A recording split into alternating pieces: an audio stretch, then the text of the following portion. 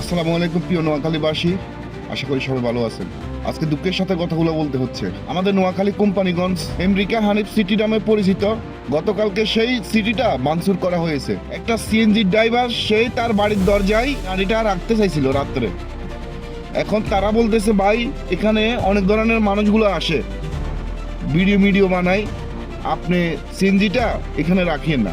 সেটাকে সেই CNG driver কেন্দ্র করে বাইরে থেকে কিছু লোকজন আনি এত কোটি কোটি টাকার বাড়িটা ভাঙচুর করছে। তার এত বড় সাহস কই থেকে আসলো? এই দৃশ্যটা দেখে হুমায়ুন ফরিদি স্যারের আমার একটা ডায়লগ মনে পড়ে গেল, লক্ষ টাকার বাগান খাইলো 2 টাকার ছাগলে। এই 3 নম্বর ছাগলের বাচ্চাকে আইনের আওতায় এনে তার 16 লক্ষ টাকা যে ক্ষতিপূরণ হয়েছে, সেই 16 লক্ষ টাকা যেইভাবে হোক তাকে আদায় করতেই হবে। আমি প্রশাসন ভাইদেরকে দৃষ্টি আকর্ষণ করে বলবো, তাকে অতি তাড়াতাড়ি আইনের আওতায় আনার ব্যবস্থা করবেন। আইনের আওতায় এনে তাকে 16 লক্ষ টাকা জরিমানা নিয়ে তাকে ন্যায্য মূল্য সাজায় দেওয়া হবে। আপনি কি জানেন আমেরিকার হানিফ সিটির মালিক অত্যন্ত একটা ভালো লোক। অনেক মানুষ টিকটক করে, ভিডিও করে, কিন্তু আপনার বাড়ি হলে আপনি কাউকে ঢুকতে দিতেন না, কিন্তু এই মানুষটাই সবাইকে ঢুকতে দেয়।